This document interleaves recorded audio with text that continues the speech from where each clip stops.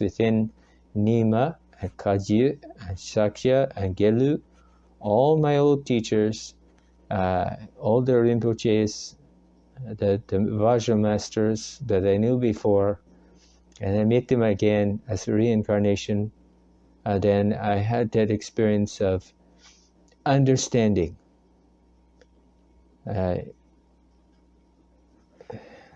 Mr. Baras, that just means you know from past, it not means Sawe. No, Mr. Baras, you're incorrect, sir. Sawe Lama means your root Lama, your primary teacher. So, Mr. Baras, that's not what we were discussing, but thank you for your input. Sawe doesn't mean past. We were talking about the word Yangtze, or Truku, or Rinpoche.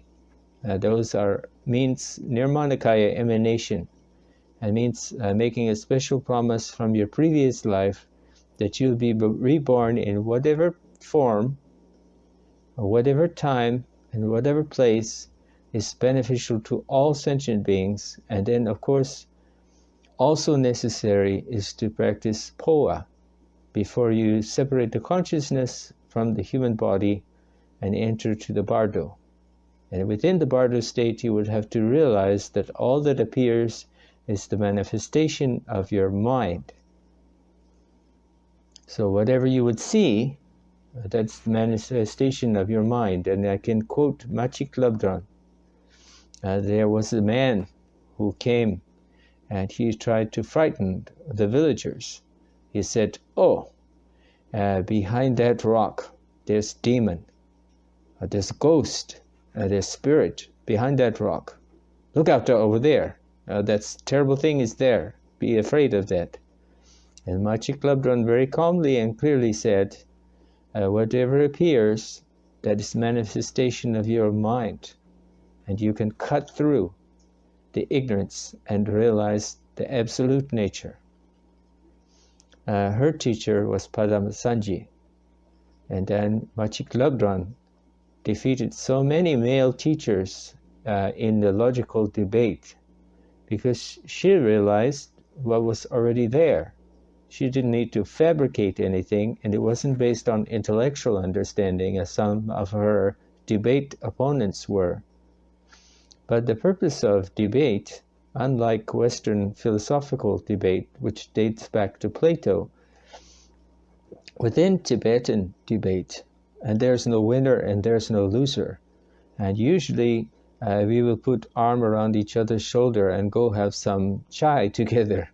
And we don't think in terms of winner and loser. Both people are winners because you posit your position, your point. You don't posit something is not true. You posit something which is true. So both persons within the Buddhist debate learn something. It's not a winner-loser, my team and your team. Again, there would be separations occurring within the mind. Mine, yours. And then them and those. I, me, mine. That's the source of all suffering for self and others. As long as we start from that point, and then what would happen? Unfortunately, we would have ignorance due to the strong ego grasping at this so-called solid, substantial self, the me, the I, me, mine. And then, of course, there would be others, and my idea and your idea, and this is mine and that's yours, and I and you. And then as soon as you make those separations, then you have conflict, you have disturbance, you have combat, you have conflict, you have war, you have destruction, all because starting with this grasping, strong ego grasping at the self, which doesn't exist. You show me where that is. Is it outside the body or inside the body? This is meditation which the Buddha did. Is it within the body? Then where is it? Is it within the bones, the muscle, the sinew, the blood, the organs, And then he went step by step. Within the skin, hairs, is it there, that self? Is it outside the body or inside the body? And then he went through the 5 skandhas: form, feeling, sensation, perception, mental formation. Okay, so if it's not there, it's not outside the body, it's not inside the body, then okay, let's take example here. Very serious example. At the moment when the consciousness separates from the human body doesn't go someplace. Human body is like change clothes. You are going to leave that. Or you grow up, you get new clothes. You leave behind those clothes from when you're a baby, or even when you're a little kid. You don't keep those when you're an adult. You have no use for them. It's time to move on. So in that case, at certain points, separation occurs between the consciousness and the form. And that means what's going to happen? Your consciousness is the essence of all that you have realized, all of your karma and all of your merit. All that travels with you. Whatever is of the physical form is temporary, is transient. The nature of all phenomena is transitory and therefore impermanent. And if you have attachment to those things which are impermanent, you definitely experience suffering. Attachment causes suffering always. So, lastly, I would like to say that even if we cannot physically benefit all sentient beings, if we can just form that wish, just form the wish and say the words, may all beings be free from suffering and the causes of suffering. May all beings be happy and never separated from the source of happiness. Now that is from the Theravada tradition. That's part of the Metta Bhavana, or Metta, or loving kindness, compassion, loving kindness meditation. They radiate.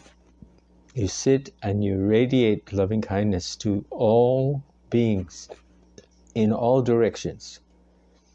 Metta Bhavana. And there's also Karuna. Karuna is from the Theravada tradition, and that means compassion.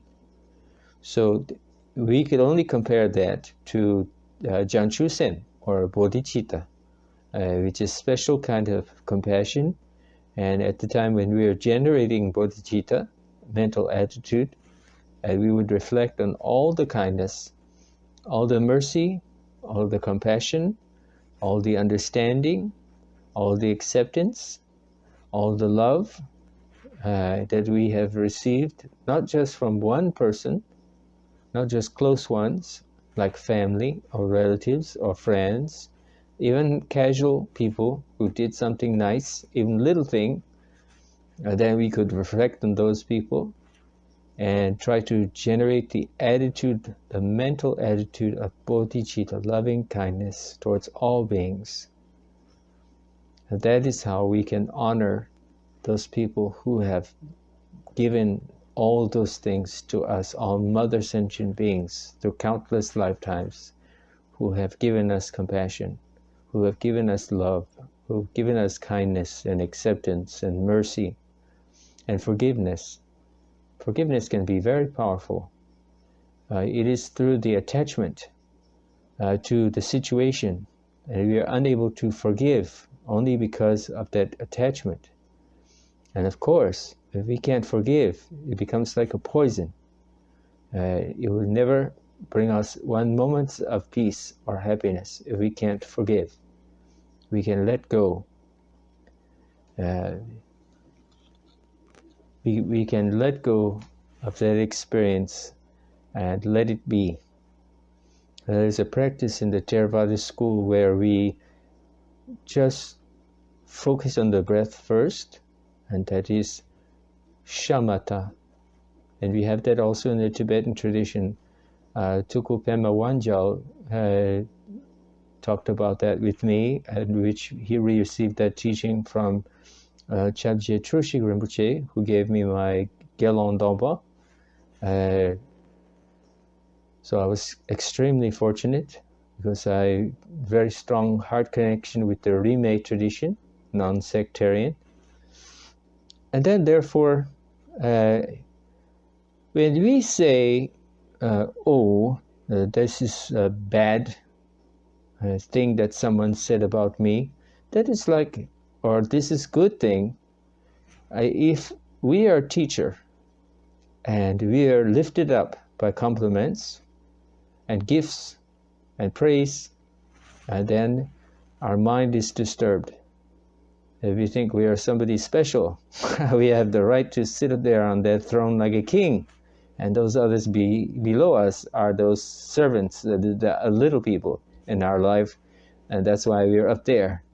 That's why we do the 3 prostrations to the throne before we sit there. We cut through any remaining idea of attachment to ego grasping, to that solid, substantial self, that important me, I, me, mine. We cut through that by prostrating to the seat. Because when we sit in that seat, we'll be representing the deity, the Buddha or the Bodhisattva or Daka or Dakini or Yidam, or Dharma protector. So in that case, we wouldn't sit there as ordinary sentient beings. We would try to manifest the qualities of the empowerment deity which we are giving. So the transformation, self-empowerment has to take place. That happens before the students come into the room, usually.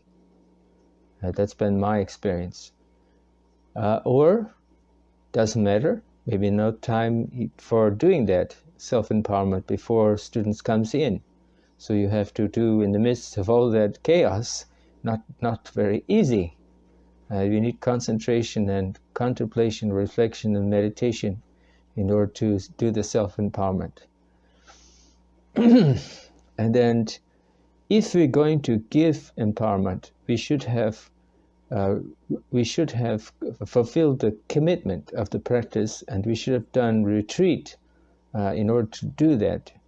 Or if we're not able to do that, and then each time we recite the sadhana, that can be Ngongdro, means each time we do the practice sadhana or text, reading of the text and doing the mudra or whatever it is, recite the mantra, and then we have refuge, bodhicitta, vajrasattva, and guru yoga, and dedication of merit, and mandala, and request the teachers not to pass into nirvana, but to continue to turn the wheel of the dharma.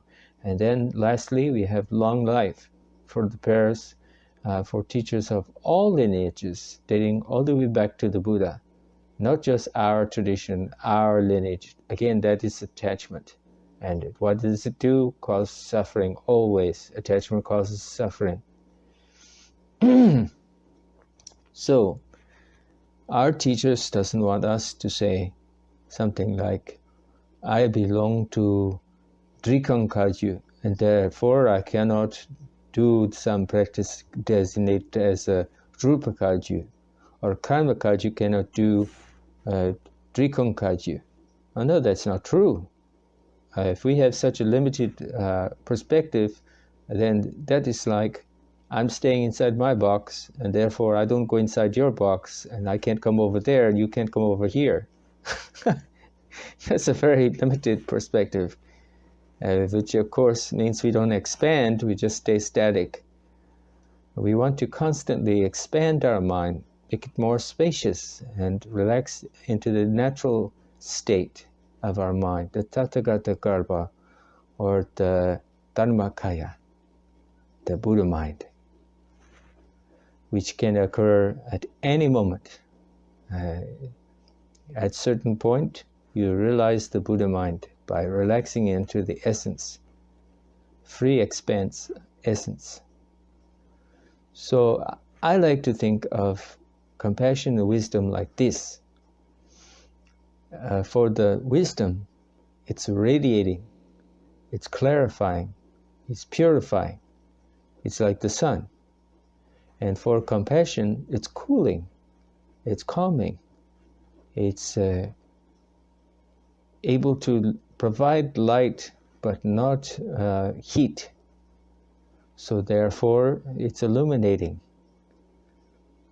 And ultimately, there's no separation between wisdom and compassion. You have one taste. That's in the later practice. You have Tekchod and Togyal, ground, fruit, and path. And that's one level of practice, which I won't discuss. I won't go into detail because I'm not permitted to do that. You haven't required me to do that, and I haven't realized that the Mahamudra teachings I've received, or the rDogpachenpo teachings I have received. I do practice, but I cannot say I have any realization. As a matter of fact, I would say any qualities which you might think I have always come from the practice of Guru Yoga. Without Guru Yoga, you can go through the motions, but the real blessing, just like rain falls naturally from the sky in springtime, causes the flowers and the fruits and the vegetables to come out. Therefore, this Guru Yoga is like that. It's a natural experience. You're getting blessing because you're visualizing above the crown of your head the Guru in the form not separate from the Buddhas and Bodhisattvas, Dakas and Dakinis, Yidam and Dharma protector. So that is Guru Yoga. And it is very important for realizing the blessing. Through Guru Yoga, even though teacher is not there anymore, teacher is always there. In that state of Guru Yoga, there's no separation. Of course, you will visualize yourself as the deity after you've received the empowerment. But even I didn't do that right away. I took many years on particular practices before I visualized myself.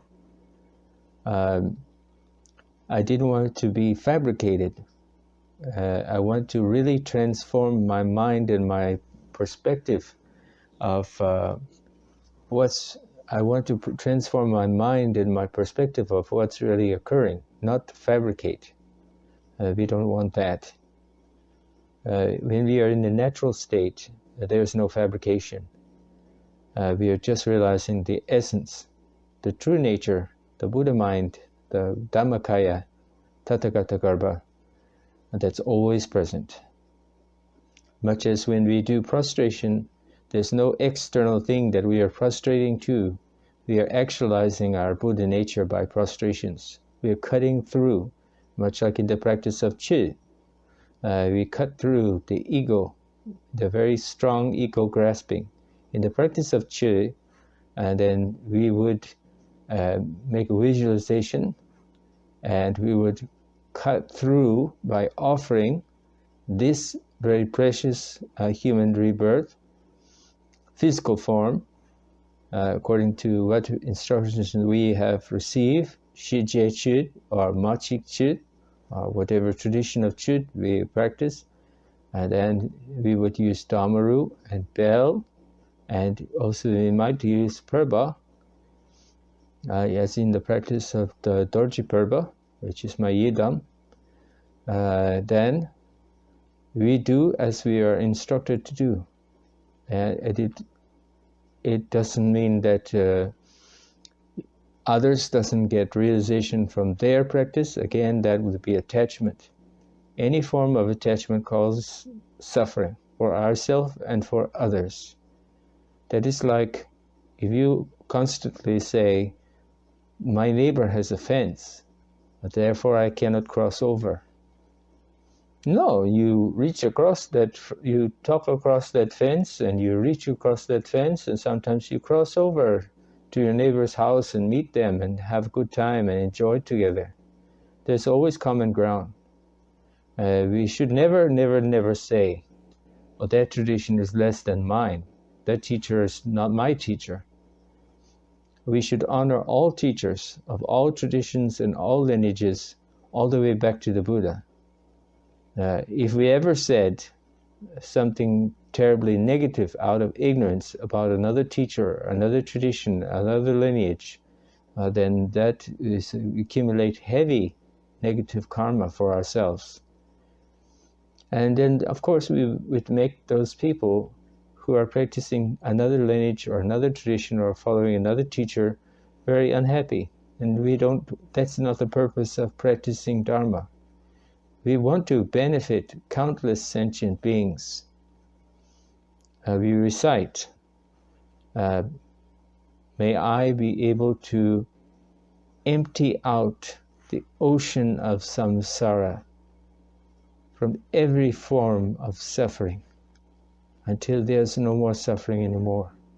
I will return again and again until there's no more suffering in the 6 realms. No more suffering for the 6 classes of sentient beings, traveling sentient beings. So as long as there's suffering, and that means we should come back, we are following the Bodhisattva path, so we will return back. And yes, samsara is filled with suffering.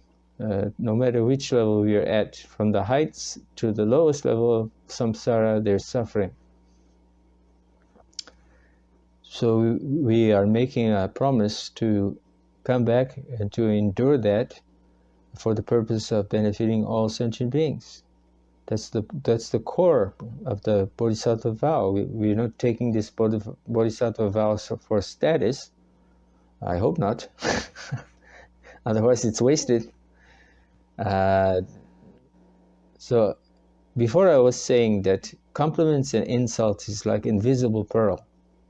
We are wearing invisible pearl around our neck, invisible pearl necklace or invisible pearl mala, so that every time we receive insult, that's one invisible pearl, and then every time we receive compliments or praise or gifts, and that's another invisible pearl, and both of those would be equal, not separate. We don't get excited when we receive gift and praise, and oh, you're such great Lama, you're such great Tuku or Rinpoche, great teacher, great master. Then if we felt like that,